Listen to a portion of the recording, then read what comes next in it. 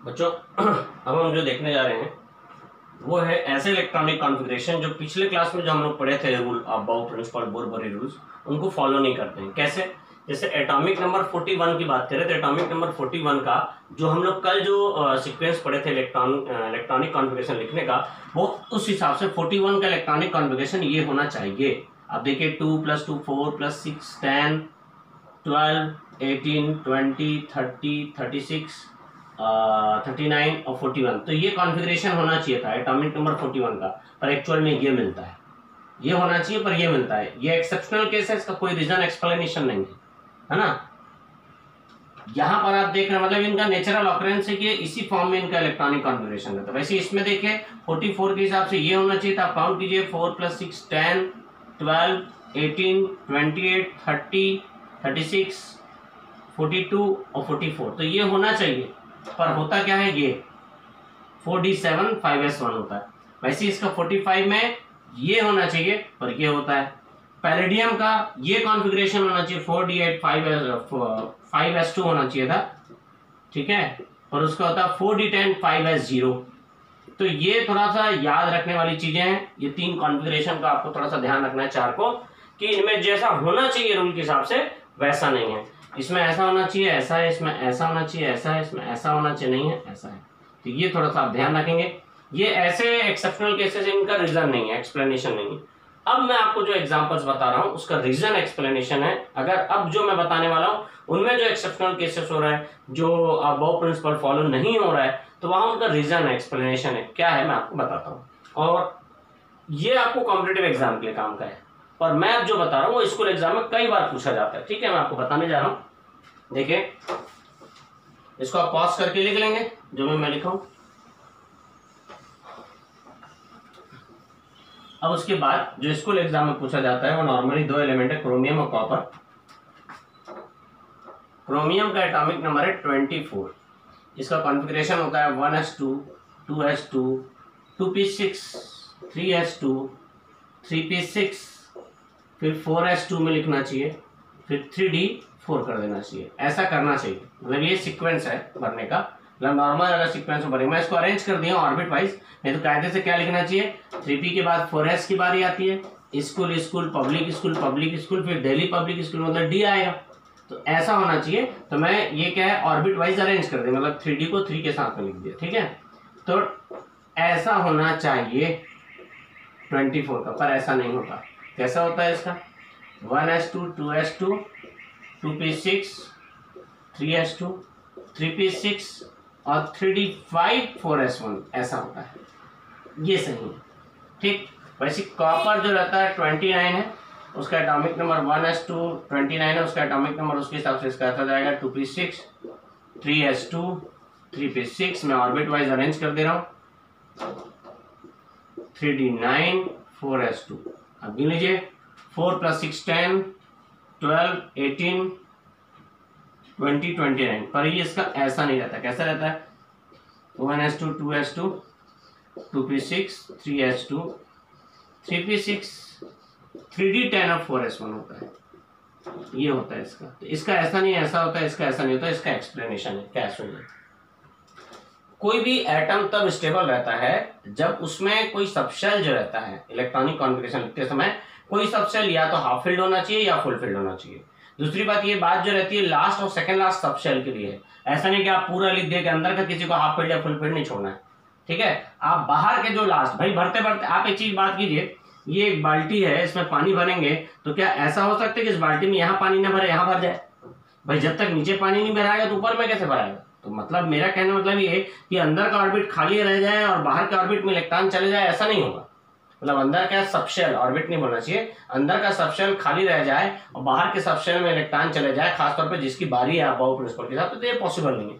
तो ये जो हाफ फील्ड और फुल फील्ड देखना है, कहाँ देखना है, लास्ट के दो सबशेल्स में आपको चेक करना है। तो होता यह है कि यदि किसी भी एटम में कोई सबशेल हाफ फील्ड या फुल फील्ड होता है तो वो हाईली स्टेबल माना जाता है। अब अगर आप देखेंगे तो अगर इन दोनों की बात करें तो इसमें फुल फील्ड है, ठीक है, पर ये ना तो हाफ फील्ड है ना तो फुल फील्ड है, ठीक है। D4 है। हाफ फील्ड फुल फील्ड का मतलब क्या, S में 2 इलेक्ट्रॉन फुल फील्ड है और 1 है तो हाफ फील्ड, क्योंकि S में मैक्सिमम 2 इलेक्ट्रॉन हो सकते हैं। P में कितने इलेक्ट्रॉन हो सकते हैं, 6, तो ये फुल फील्ड है और उसका आधा जाएगा तो ये हाफ फील्ड है।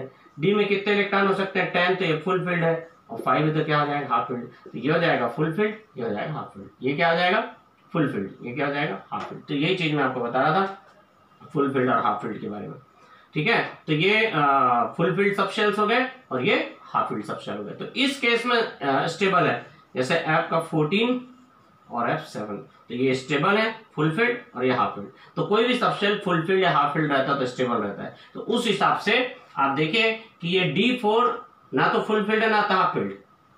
हाफ फील्ड मतलब जस्ट हाफ फील्ड, ऐसा नहीं कि 3 को जैसे सास लोग का काम होता है बहू लोग का मीन मेक निकालना, बहू लोग का काम होता है सास कुछ करे तो सास को पसंद नहीं आता, बहू करती तो सास को पसंद नहीं आता, सास करती तो बहू पसंद नहीं आता।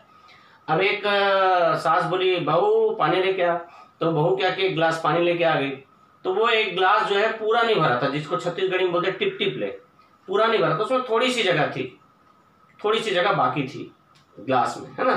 तो सास क्या बोलती ये क्या आधा गिलास पानी लाके दी, तो सास के आधा गिलास का मतलब ये नहीं था कि वह एग्जैक्टली हाफ, वो थोड़ा सा भी कम है तो उसको आधा गिलास बोल देते हैं।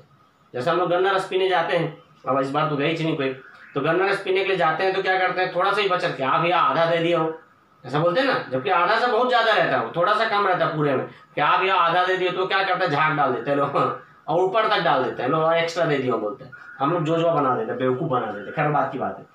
तो मैं आपको बताना चाह रहा हूं कि सास जो बोलती है कि ये आधा ग्लास भरा है, वो आधा ग्लास नहीं, वो तो थोड़ा सा भी कम रहता है पूरे में तो उसको आधा बोल देते हैं, वैसा आधा नहीं बोल रहा, हाफ मतलब एग्जैक्टली हाफ, और फुल फील्ड मतलब पूरा फुल फील्ड, मतलब पी के लिए फुल फील्ड का मतलब 6 होगा और हाफ फील्ड मतलब 3, 4 या 2 को हाफ फील्ड या फुल फील्ड नहीं बोला जाएगा। वैसे डी हाफ फील्ड मतलब 5 और फुल फील्ड मतलब 10, हाफ फील्ड 7, फुल फील्ड 14। तो ये चीज आपको ध्यान रखना है, ये है ना। तो अब देखिए इसमें क्या हो रहा है, D4 हो रहा है, नॉर्मल वे में क्रोमियम को भर रहे हैं तो D4 हो रहा है, तो D4 ना तो हाफ फील्ड है ना तो फुल फील्ड है, लेकिन अगर इसका एक इलेक्ट्रॉन निकाल के इसमें डाल देंगे तो ये हाफ फील्ड हो जाएगा कि नहीं हो जाएगा, तो ये स्टेबल हो जाएगा, ठीक है, हाफ फील्ड हो गया ना, एक इलेक्ट्रॉन इसमें आ गया तो हाफ फील्ड हो गया। तो चूंकि ये इलेक्ट्रॉनिक कॉन्फ़िगरेशन स्टेबल है इसलिए ये सही है, ये इलेक्ट्रॉनिक कॉन्फ़िगरेशन क्रोमियम का गलत है। वैसे क्या है, ये D9 और S2 हो रहा है कॉपर का, देखिए D9S2, तो ये स्टेबल नहीं है, तो एक इलेक्ट्रॉन अगर इसका इसमें डाल दूं तो D10 हो जाएगा और S1 हो जाएगा। तो चूंकि अब ये फुल फील्ड हो गया है D10, डी में 10 फुल फील्ड होता है, तो ये स्टेबल हो जाएगा। तो ये हाफ फील्ड होने के कारण स्टेबल हो गया और ये फुल फील्ड होने के कारण स्टेबल हो गया, ठीक है, ऐसा होता है। ये चीज डी सबशेल और एफ सबशेल में होता है, पी और एस के केस में टेंशन नहीं रहता। मतलब जैसे किसी में सेकंड लास्ट ऑर्बिट है, जैसे मतलब इलेक्ट्रॉन की फील्डिंग कर रहे हैं आप, तो डी और एफ सबशेल के केस में ऐसा होता है कि उसको हाफ फील्ड या फुल फील्ड करके आप स्टेबलाइज कर लो, पर एस या पी में ये प्रॉब्लम नहीं आती। अब हमारे सामने क्या था कि क्रोमियम का इलेक्ट्रॉनिक कॉन्फ़िगरेशन ये होना चाहिए था पर ये स्टेबल है, कॉपर का ये होना चाहिए था पर ये स्टेबल है। इसका कारण मैं आपको बता दिया कि जो हाफ फील्ड और फुल फील्ड कॉन्फ़िगरेशन रहते हैं वो स्टेबल होते हैं, इसलिए ऐसा होता है। अब हमारे मन में प्रश्न उठना चाहिए कि आखिर हाफ फील्ड और फुल फील्ड स्टेबल क्यों होते हैं, तो उसका रीजन समझिए। जैसे डी सबशेल है, ये डी सबशेल में डी में 4 इलेक्ट्रॉन है, ठीक है, और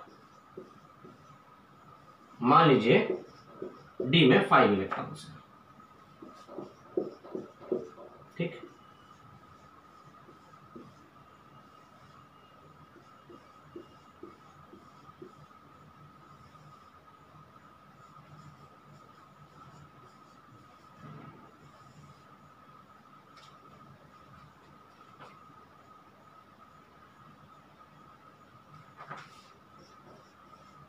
देखिए इसमें मैं क्या कर रहा हूं, इलेक्ट्रॉन का एक्सचेंज करेंगे हम लोग, क्या करेंगे, इलेक्ट्रॉन का एक्सचेंज, कि आखिर इलेक्ट्रॉन का एक्सचेंज ऑर्बिटल के बीच में कैसे होता है, ठीक है।